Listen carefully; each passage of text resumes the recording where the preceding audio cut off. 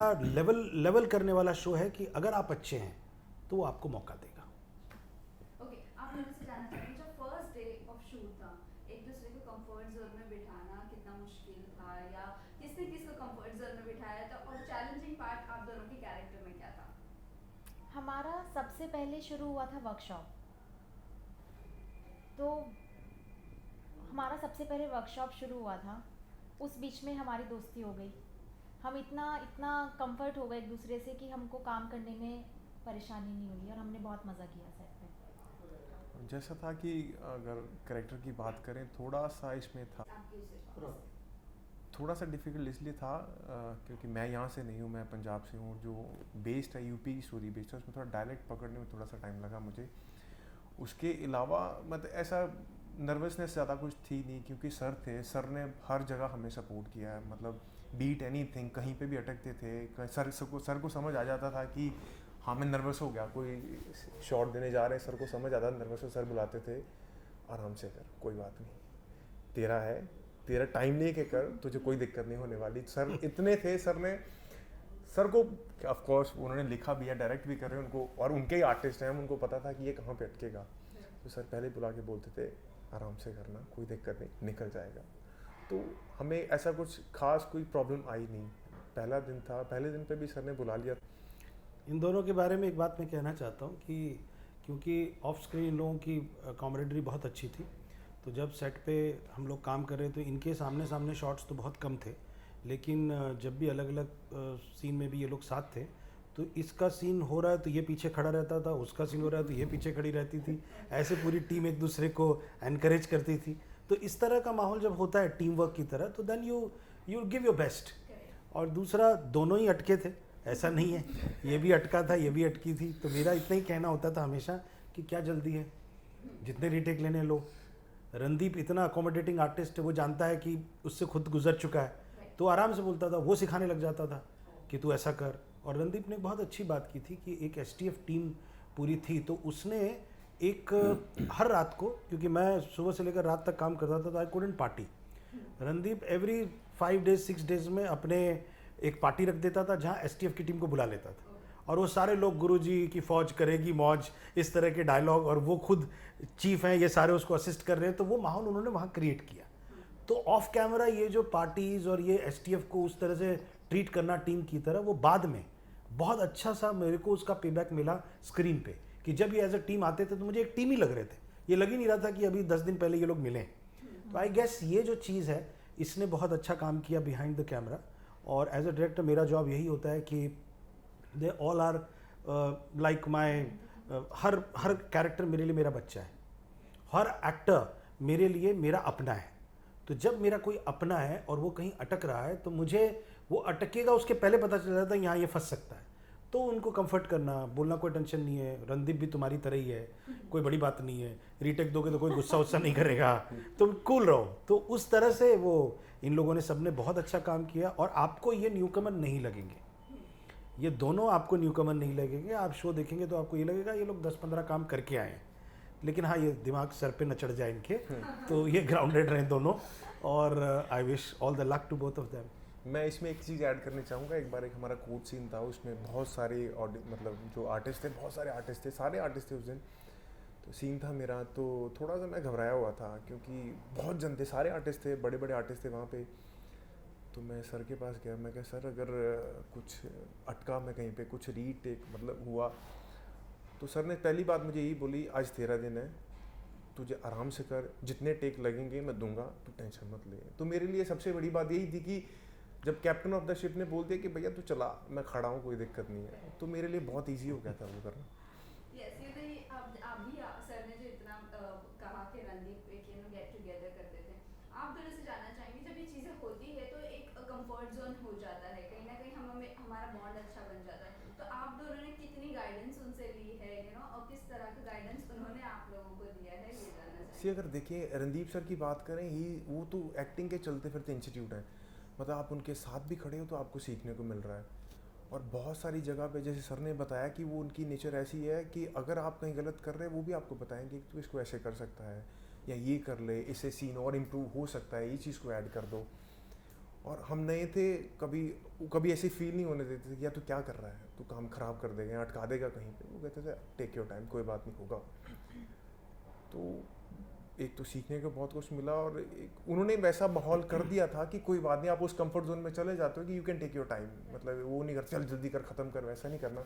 ऊपर से सर भी थे, तो हमें तो हौसला रहता था कि सर बैठे हैं, सीन कहीं नहीं जाने वाला। सीखने को बहुत मिला हमें उनसे, मतलब हर बात पे उनसे सीखने को मिला। And once he was very gracious enough कि उन्होंने एक बार हम लोग शूट कर रहे थे, ही टुक वर्कशॉप ऑल्सो। जो आर्टिस्ट थे और जो कुछ एडीज थे उनको बिठाया, उन्होंने एक बार उनकी सबकी एक्टिंग वर्कशॉप दी उनको। It was very kind of him. Muskan, आपसे जानना चाहेंगे किस तरह की आपको गाइडेंस मिली है, किस तरह का आपका एक्सपीरियंस रहा है? जितने सीन रणदीप के साथ आपके हुए तो उसमें कैसे आपने किया? मैंने उनसे बहुत कुछ सीखा है, बहुत कुछ सीखा है। और जब मैंने उनके साथ सीन किया तो मुझे लगा ही नहीं कि मैं शूट कर रही हूँ। जैसे मैंने उनको शो के अंदर अपना बड़ा भाई माना है। मैं कांस्टेबल की बेटी हूँ, तो उनके वो फ्रेंड हैं मेरे पिताजी के, तो मैंने उनको एक भाई माना है। तो जब मैं शूट पे उनके साथ काम करती थी, उनसे बातें करती थी, तो मुझे लगा ही नहीं, मुझे लगता था ये मेरा सच में बड़ा भाई है। उन्होंने मुझे इतना सपोर्ट किया, मुझे लगा ही नहीं कि मैं इतने सीनियर एक्टर के साथ काम कर रही हूँ। मुझे बहुत अच्छा लगा उनके साथ काम करके। आपकी बात करेंगे टेलीविजन से ओटीटी जंप करना, किस तरह का एक्सपीरियंस? टेलीविज़न मेरा कुछ एक्साइटमेंट नहीं था ज़्यादा, मैंने बस ऐसे ही मिला मुझे और मैंने कर लिया। मेरा मन बॉलीवुड में आने का ही था और गॉड ने मेरी सुनी, और मैं आज डेब्यू मैंने किया है और आगे भी मैं बॉलीवुड में काम करना चाहूँगी। बस ऐसे ही आप लोग मेरा साथ देते रहिए। सर, आपसे जानना चाहेंगे, जब आप लिख रहे थे स्टोरी तो कहीं ना कहीं दिमाग में होता है कि ये आर्टिस्ट के ऊपर ये सूट होगा, तो कैसे जाके आपने इनको चूज किया? रणदीप तो खैर इनके कैरेक्टर में मैच हो ही रहे थे, इनकी बात करेंगे तो आपने कैसे इनको चूज किया? हरजिंदर मेरे एक मित्र हैं, स्नेहल, वो बहुत पुराने मेरे मित्र हैं, सालों पुराना हमारा एक रिश्ता है। अचानक उनका कॉल आया कि भाई आपसे मिलना है, और आकर बोले कि मेरे को आपको एक फ़ेवर करना है, आपको हरजिंदर को अगर आप कुछ कर सकें उसके लिए। तो बहुत सालों की दोस्ती है, उन्होंने कहा कुछ करना है, तो मैं बोला ठीक है, मैं कंसिडर करूँगा। फिर मैं इससे मिला, तो जब मैं इससे मिला तो ये बहुत रॉ था और बहुत शर्मीला भी है, बहुत शाय भी है, रिजर्व्ड था, तो वो ज़बान से आवाज़ ही नहीं निकल रही थी। तो मैं बोला ये बोलेगा कैसे? तो मैंने बोला अब मुझे इसके लिए करना है, और करना तो है, इसलिए करना है क्योंकि मेरे फ्रेंड ने अगर एक बात मांगी है 20 साल के रिश्ते में, तो I have to make him that level कि कल को ये सारे आर्टिस्टों के साथ खड़ा रहे तो इसको कॉन्फिडेंस रहे। तो सबसे पहले मैंने फिर एक वर्कशॉप अरेंज की। शूरवीर हमारे मित्र हैं जो बहुत अच्छे थिएटर आर्टिस्ट हैं, उनको मैंने बोला कि इन बच्चों को तैयार करो, तो वो तैयारी शुरू हुई। मुस्कान का मैं बताऊं तो ये हुआ कि ये एक कोऑर्डिनेटर हैं विजय सैनी, उनके थ्रू मुझसे मिलने आई तो बड़ी ही एटीट्यूड में आई कि चलो मैं मिल रही हूँ, काम तो होता नहीं है, डायरेक्टर लोग ऐसे ही बोल देते हैं, उस एटीट्यूड में आई, मिली, 5 मिनट मिल के चली गई। तो 5-10 मिनट, आधा घंटा जो भी बैठी होगी, तो मैंने, लेकिन आई सॉ समथिंग इन हर, मुझे इसकी ऑनेस्टी लगी कि शी इज़ वेरी ऑनेस्ट, और there is something in her which is very grounded लड़की है। तो फिर बात से पता चला उत्तराखंड से है, रुड़की से है, तो मैं बोला पहाड़ी लोग एक होता है ना, उनमें एक ऑनेस्टी होती है। तो मैंने इसको इतना ही बोला कि हम काम करेंगे। ये इसने सीरियस नहीं लिया, ये चली गई। 3 महीने बाद हमारी टीम ने कॉल किया, तो कॉल करके बोला कि मुस्कान जी हम नीरज पाठक जी के यहाँ से बोल रहे हैं। बोला कौन नीरज पाठक? तो उसके बाद उन्होंने बताया, तो बोले अरे हाँ मैं सर से मिली थी।